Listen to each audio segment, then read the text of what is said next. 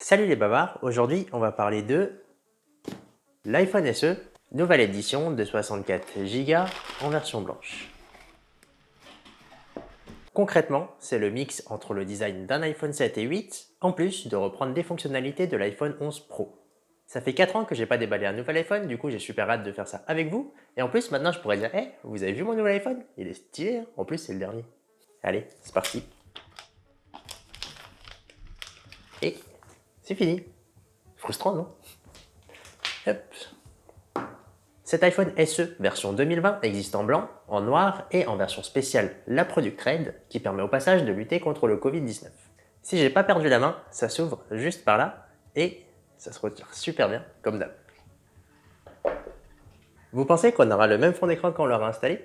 Allez, on avance. Voyons ce que cette boîte renferme. Vous avez les manuels d'utilisation avec les autocollants juste à l'arrière. Et juste devant nous, hop, l'iPhone face devant nous qui rend super bien.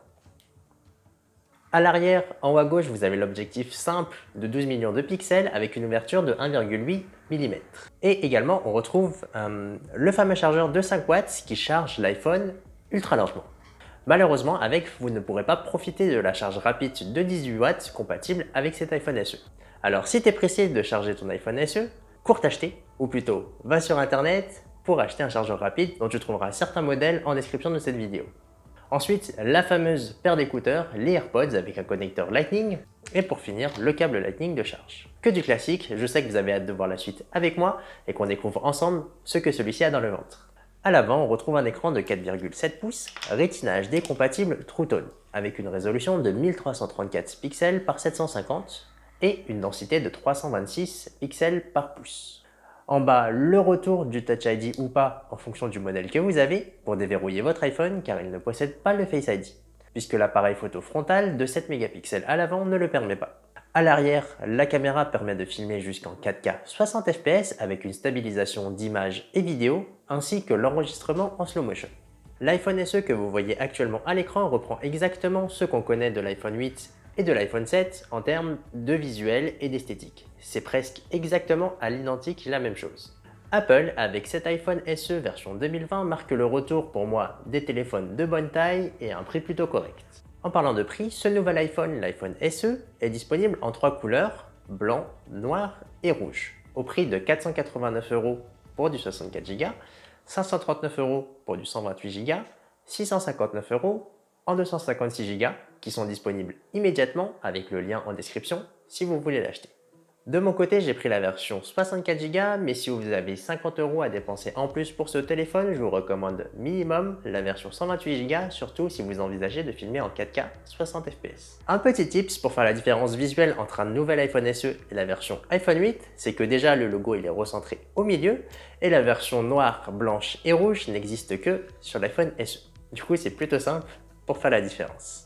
D'ailleurs, si vous voulez découvrir un unboxing de l'iPhone SE en version rouge 256 Go, je vous invite à consulter la chaîne du Geek Driver qui s'affiche juste ici où il vous propose un unboxing, son avis et son utilisation vis-à-vis de ce nouvel iPhone SE, en plus de proposer des comparatifs avec son iPhone 8 Plus et son iPhone 11. On va allumer cet iPhone SE, hop là, et il arrive déjà chargé, et ça c'est plutôt génial.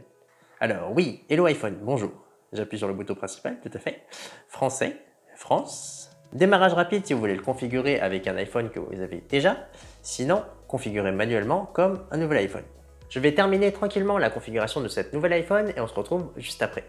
Ma petite déception au passage, c'est que le fond d'écran qui est affiché par défaut, c'est pas celui qui est sur la photo. Dommage.